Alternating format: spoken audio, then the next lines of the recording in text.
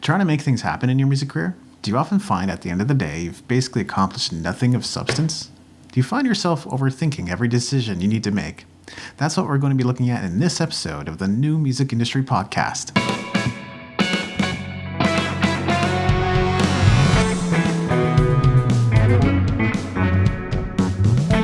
You're listening to the New Music Industry with David Andrew Wiebe.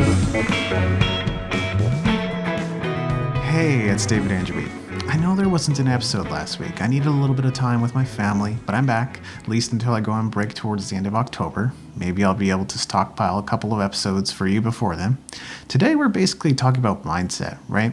Mindset is an expansive topic, more so than you might even realize.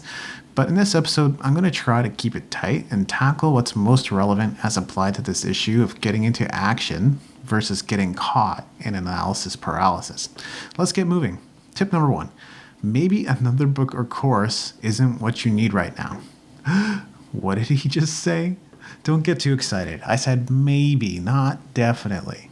CD Baby founder Dirk Sivers always held to the notion that you already know what your next steps are. You've just got to stop procrastinating, get up an hour earlier, and do that. I shared a little bit about that in my interview on The Unstarving Musician as well. And today I was reflecting on the fact that as human beings, we feel most alive when we're outside our comfort zone. It doesn't matter to what degree we're outside our comfort zone, a lot or a little. What matters is we put ourselves in uncomfortable territory because that's how we know we're growing. That's how we know we're taking actions that are going to get results. This doesn't automatically mean you're going to win just by getting uncomfortable. That's not how life works. You have been turned down for a date before, haven't you? But when we procrastinate, there's usually something uncomfortable about what we need to do next. Yet we have a good intuitive sense that the thing that makes us nervous is exactly what we need to do next. If that is the case, then spending time in books and courses is not what you need right now. You've already identified what needs to be done. It keeps gnawing at you every single day, and I don't need to tell you what that is. So take a deep breath, take advantage of your peak hours where you feel the most lit and energetic, and make that phone call, send that email, have that conversation, hit publish, whatever you've got to do. Tip number 2, don't wait for a savior. There's literally no one coming to save you, no matter how much you want it. Society has done a pretty good job of conditioning us to believe that there must be a savior.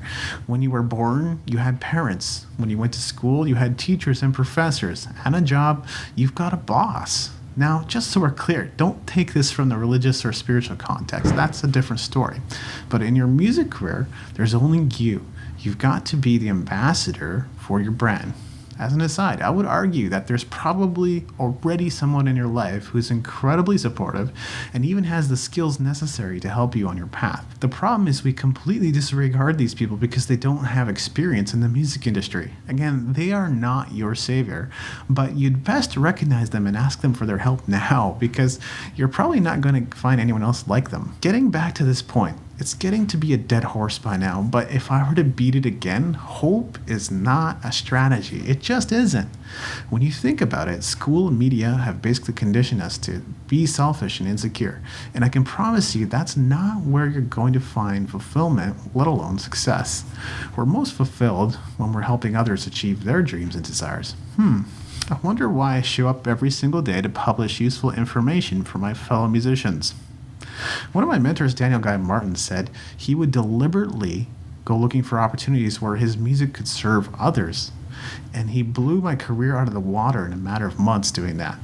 Is that part of your practice? Do you go looking for collaborative partnerships? If you want to do something with your music, start creating your own contacts and actively seek opportunities to add value to them with your music. The only way to get out of your own way is to set your eyes on serving others. Unplug from the matrix and get connected to your heart again. Tip number 3, treat it like an experiment. We often get caught up in thinking everything in life is meant to be taken seriously, when it's all just a grand experiment, a game, if you will. It's not a game where there are no consequences for your actions. You can't throw a stone in a pond without it creating ripples. But people often don't realize that if they started asking for what they wanted and didn't get it, they'd basically be in the same position they were before they asked. They'd be no worse off. Here's something I paid good money to learn. Do you want to know what the most successful people in the world have in common? Do you really want to know? They ask for what they want. But please do look for the win-win. Again, it doesn't help when our communication and intentions are inherently selfish. You can make bad impressions with high-level influencers doing this, and I see it all the time in my inbox. Don't burn bridges. Want to know how to interact with others? Call them by their name, compliment them on something, show genuine interest in their lives, create a win-win proposition, keep it brief. That's it.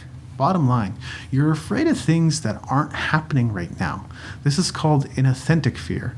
Your fear would be authentic if you were running from a lion right now, but I doubt that's what you're doing while listening to this podcast.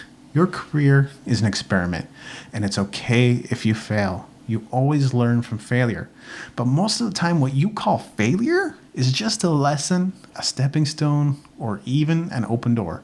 You won't know for sure until you're on the other side of it. So don't be too quick to judge any circumstance. You're not God, and you don't know what might come of it. Maybe something better than what you started with. Tip number 4. This is a bonus tip. Pick up a copy of The Essential Guide to Music Entrepreneurship. This book is chock full of mindset tips.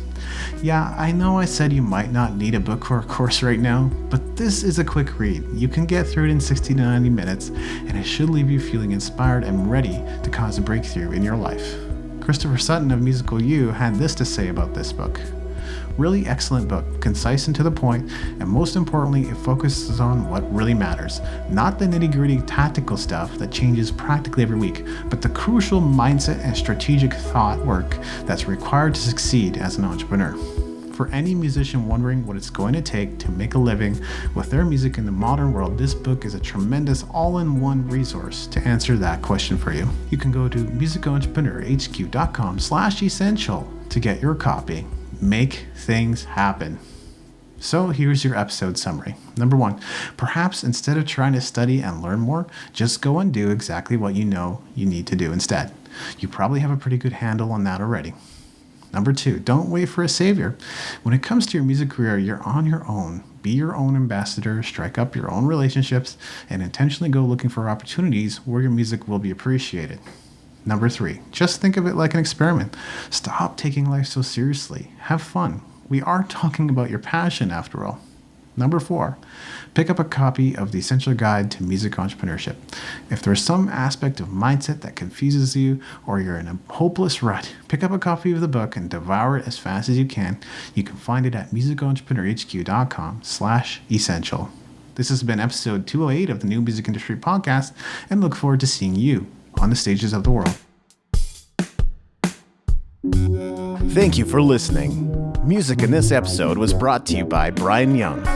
Wherever you're listening to this right now, please consider leaving a 5-star review and comment to help us get the word out about the podcast.